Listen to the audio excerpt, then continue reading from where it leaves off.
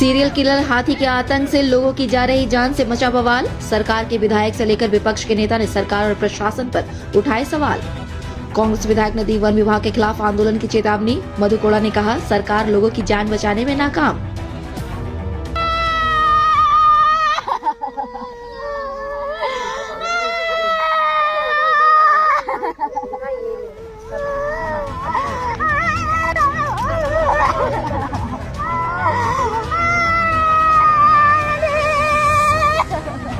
पश्चिम सिंहभूम के जंगलों में एक सीरियल किलर दंतैल हाथी लगातार लोगों की जान ले रहा है।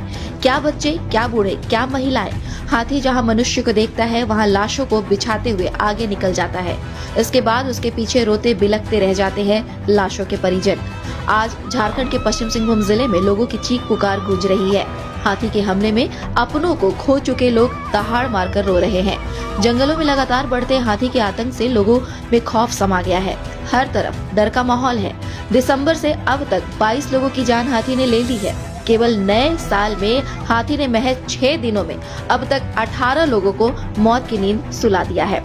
मंगलवार बुधवार की मध्य रात्रि में हाथी ने नोवामुंडी के एक घर में हमला कर एक ही परिवार के 5 लोगों को मार डाला, जबकि आसपास के इलाकों में भी तांडव मचाकर 3 अन्य लोगों को पटक पटक कर और अपने पैरों से कुचलकर दर्दनाक मौत दे दी। मरने वालों में बावरिया गांव के एक ही परिवार के सनातन मेराल, उनकी पत्नी जोंको कुई, उनके 2 मासूम बच्चे, अन्य सदस्य मोगदा लागुरी सहित अन्य गांव के अलग अलग जगह के 3 लोग शामिल हैं। घटना की सूचना के बाद पूर्व मुख्यमंत्री मधु कोड़ा और स्थानीय जगन्नाथपुर विधायक सोनाराम सिंकू ने घटना स्थल का जायजा लिया। दोनों घटना स्थल पर बिछे बच्चे और अन्य लोगों की लाशें देख भावुक हो गए। हर तरफ लाशें बिछी हुई है। छत बिछत गरीबों की लाशें जो मिट्टी के झोपड़े और प्लास्टिक के छत में रहते हैं। मधु कोड़ा ने हाथी के आतंक और उससे लोगों की जा रही जान के लिए झारखंड सरकार और प्रशासनिक लापरवाही व शिथिलता को इसका जिम्मेदार बताया है। उन्होंने कहा कि सरकार हाथी से लोगों को बचाने में नाकाम है। सभी हाथ पर हाथ धरकर बैठे हैं और बेकसूर लोगों की जान जाते हुए तमाशा देख रहे हैं। कोई भी लोगों को हाथी से बचाने के लिए सकारात्मक कदम नहीं उठा रहा है। वहीं स्थानीय विधायक सोनाराम सिंकू ने लगातार हो रही इस तरह की घटना पर अपनी गहरी संवेदना प्रकट की है। उन्होंने कहा कि वे लगातार वन विभाग से संपर्क कर उन्हें सचेत कर रहे थे, लेकिन उनकी बात को गंभीरता से नहीं लिया गया। आखिरकार हाथी बेकाबू होकर लगातार लोगों की जान ले रही है। उन्होंने कहा कि इस घटना को वे गंभीरता से ले रहे हैं और इस पर वे लापरवाह लोगों पर कार्रवाई के लिए सरकार से अपील करेंगे। उन्होंने वन विभाग के खिलाफ आंदोलन की चेतावनी भी दी है। इधर झारखंड के मंत्री दीपक बिरुआ ने भी घटना पर दुख जताया है। उन्होंने कहा कि जंगल की लगातार हुई कटाई और जंगल का दायरा कम होने के कारण आज मानव और जानवर के बीच यह संघर्ष देखने को मिल रहा है।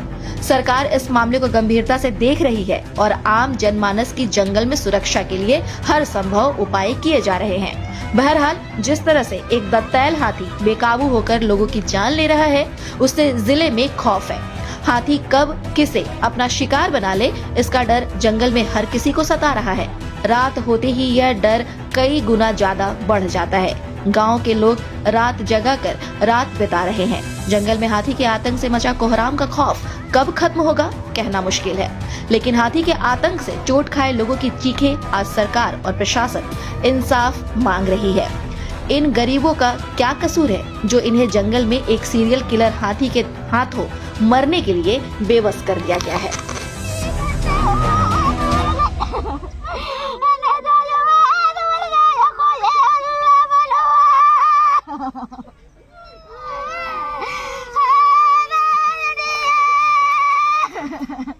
यहाँ पर जो सनातन की मेरल के जो परिवार में सब खत्म हो गया, उनके माँ बाप खत्म हो गए, 2 बच्चा बचा हुए, एक बेटी और एक लड़का बचा हुआ। उनको सरकार से मैं मांग करता हूँ कि उनका पढ़ाई लिखाई का जिम्मेवारी पूरी तरह ले और अच्छा मुआवजा दे और मुआवजा को इसमें जो भी पैसा मुआवजा के रूप में मिलता है वो पैसा को उनके बच्चों का भविष्य, उन दोनों की बच्चों के भविष्य के लिए FD डाला जाए सरकार की तरफ से। मैं यही मांग करता हूँ। आप घर का परिवार कैसे है आप देख ही रहे हैं। यहाँ पर उनका घर भी टूटा फूटा है, इसलिए ये लोग पुअल में सो रहा था, तो उसी क्रम में ठंडा के कारण वहाँ सो रहे थे और जंगली हाथी ने कुचल दिया। को ये सुनिश्चित करना चाहिए कि आज इस इलाका में जो लोग भटक रहे हैं जंगली जानवर गांव तक नहीं आए, इनके लिए उपाय करना चाहिए, जिसमें जिस प्रकार से अनियंत्रित जो लोग हैं जंगली जानवर, उसको भगाने के लिए दल गठित करें। केवल नाम मात्र का दल गठित कर दिया गया यहाँ पर, लेकिन उसको काम पर नहीं लगाया गया है। उसको जो उपाय पटाखा देना चाहिए, टॉर्च देना चाहिए, और जो ब्रांड ग्राम समिति का नियमित उसको मीटिंग बैठक करना चाहिए। उन लोगों को सुरक्षा का एक ट्रेनिंग देना चाहिए, उन लोग को नहीं दे रहा है। बंगाल के हाथी खेदने वाले लोग को लाता है, बंगाल से हाथी भगाने वाला, आज तक बंगाल का हाथी खेदने वाला इधर दिखाई नहीं दिया। ये हर साल होता है, हर साल जंगली जानवर के द्वारा सैकड़ों लोग इस सरंडा क्षेत्र और हमारे पोड़ाहाट क्षेत्र में, उसके बाद इस साउथ डिवीजन के जो वन क्षेत्र है, इस सभी क्षेत्र में लोग को आज लोग हाथी के द्वारा जंगली जानवर के द्वारा मारा जा रहा है। तो इस पर सरकार को उपाय करना चाहिए। ये वन विभाग का कहीं न कहीं लापरवाही है। ये वन विभाग हमेशा हम लोग फोन के माध्यम से कहते हैं कि भाई आप लोग जानवरों को थोड़ा सा नज़र रखिए कि गांव की तरफ ना जाए, लेकिन उन लोग हमेशा कहता है कि हमारे टीम आ रहे हैं, बंगाल के टीम आ रहे हैं, कभी कौन आ रहे हैं, कभी बोलते हैं कि हमारे गांव में टीम है, लेकिन कहाँ टीम है? यदि टीम रहते तो आज इतना बड़ा घटना नहीं होता।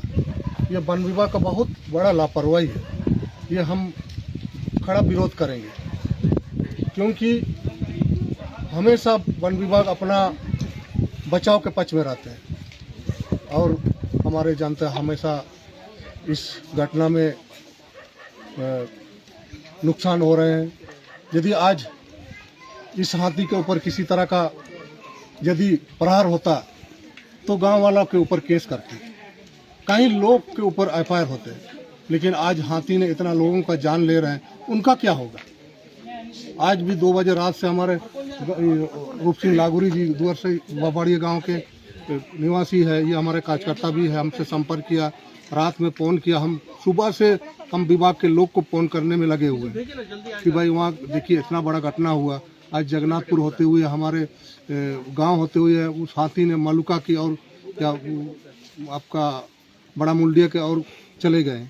उधर भी आज रात में कुछ भी ना कुछ घटना हो सकता है, इसीलिए हमने उन लोगों को कहा भाई जल्दी से इसको रोक लगाइए, किसी तरह का आप लोग उसको नशा का उसको सेवन कराइए, या तो कुछ ऐसा यंत्र होगा कि मैंने बंदूक के माध्यम से या किसी तरह से उन लोग का जो होता है रोकने का, उसको रोकने का उपाय लगाइए।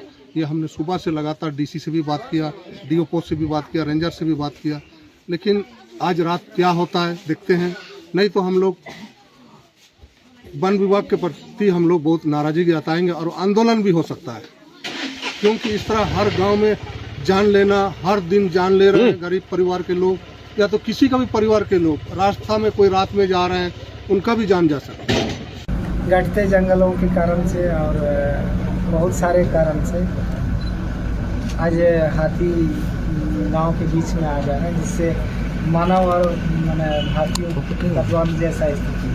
ऐसे अमूमन लोग हाथी को नुकसान नहीं पहुंचाते हैं, लेकिन इतना ज़्यादा हो रहा है। हमने डीसी को अभी तुरंत कहा कि इसको लेकर एक बैठक किया जाना चाहिए। लोगों को भी ये लगना चाहिए कि प्रयास हो रहा है कि कोई हाथी कोई ना जो ज़्यादा नुकसान करा, लगता है कि मैंने समूह से छूट गया है, मतलब या उनका दिमागी स्थिति ठीक नहीं होने के कारण से इस तरह का। एक सप्ताह में 17 लोगों की मौत, मतलब 18 लोगों की चिन्हित करने का लोग प्रयास कर रहे हैं, लेकिन और थोड़ा बेहतर प्रयास करना होगा उसको चिन्हित। लेकिन वन विभाग जो खुद सफेद हाथी बन गया है और मतलब कुंभकर्णी निद्रा में इतने लोगों की मौत के बाद भी कोई कार्रवाई नहीं कर रहा है। से हम लोग ले रहे हैं और हमने कहा है डीसी साहब को कि इमीडिएट बैठक बुलाया जाए, एक अभियान चलाया जाए, नहीं तो और विलम्ब होने से और ज़्यादा नुकसान होने की स्थिति। लेकिन जो वन विभाग के अधिकारी हैं, डीएफओ हैं और अधिकारी हैं, वो चाईबासा मुख्यालय में कुर्सी तोड़ते हैं, जो कि उनको जंगल पे रहना चाहिए। इस तरह की घटनाएं हो रही है। प्रयास किया था हमने 2-3 बार से उन लोगों को कहा है, बंगाल की टीम आई है, लेकिन अभी तक हमको जानकारी मिली है कि ट्रेस नहीं कर पाया उसको, लेकिन प्रयास हो रहा है और ज़्यादा प्रयास करने की।